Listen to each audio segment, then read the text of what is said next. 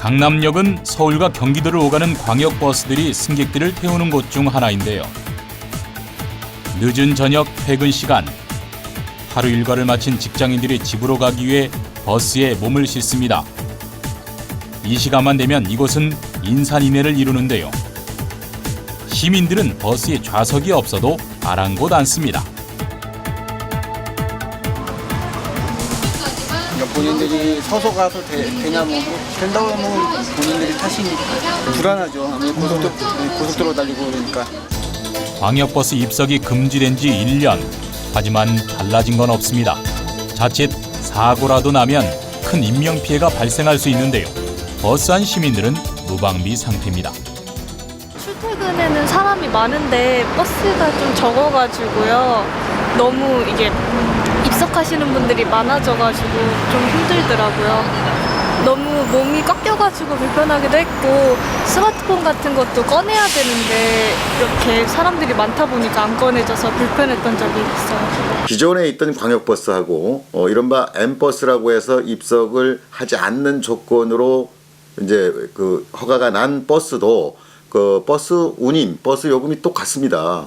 그러니까 기존에 입석을 시키면서 영업을 해야 수지가 맞던 광역버스와 같은 조건으로 운행을 한다라는 자체가 입석을 금지하고서는 이 운행이 제대로 될 수 없는 이런 구조가 되는 것이죠. 최근 국토부와 경기도청의 자료에 따르면 수도권 광역버스의 입석 인원은 하루 평균 약 8,800여 명, 입석률은 10.7%로 집계됐는데요. 지난해 정부가 입석 문제를 낮추기 위해 353대의 광역버스를 증차한 후 입석률이 9.9%까지 떨어졌지만 최근 다시 올랐습니다. 광역버스를 이용하는 승객 10명 중 1명이 입석을 이용하고 있는 셈입니다. 운송업체는 입석 금지 시행 후 버스의 뒷문을 막고 좌석을 늘렸는데요. 하지만 문제는 늘어난 좌석만큼 좌석 사이가 좁아져 승객들만 불편을 겪고 있습니다. 지난 10월 첫 운행을 시작한 2층 버스는 이 같은 입석 문제를 해소하기 위해 도입되었는데요.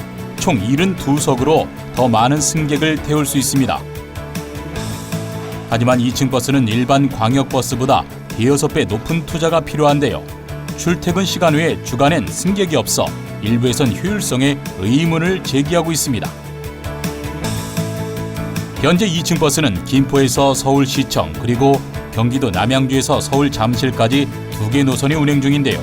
올해 안으로 노선을 확대해 나가겠다는 방침입니다.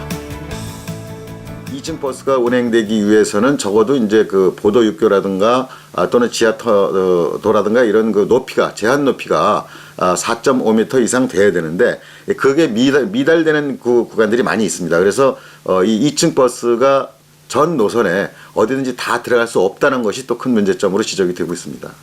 2층 버스 도입은 이번이 처음은 아닌데요. 1991년 서울시청에서 과천까지 시범 운행이 됐었지만 중단되었습니다. 이유는 버스의 높이가 우리나라의 시내 도로 사정과 맞지 않았기 때문인데요. 도로 시설물들의 높이가 2층 버스의 높이에도 못 미치는 곳이 많았기 때문입니다. 현재 2층 버스의 높이 제한은 4m인데요. 4.3m로 늘리자는 주장도 있습니다. 우선 이제 그 광역버스의 도입 목적대로 운영을 해야 된다고 보고요.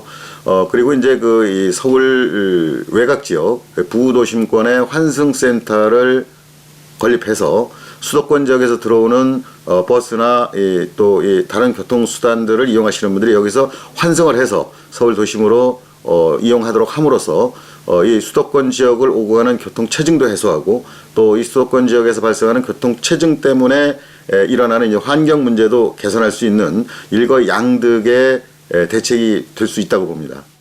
시민들의 교통 안전을 위해 금지된 광역버스 입석. 하지만 금지라는 단어가 무색하게 지켜지지 않고 있었는데요. 이 문제를 해결하기 위해 관련 지자체도 많은 노력을 기울이고 있는 만큼 하루빨리 광역버스 입석 문제가 해결되길 바라봅니다.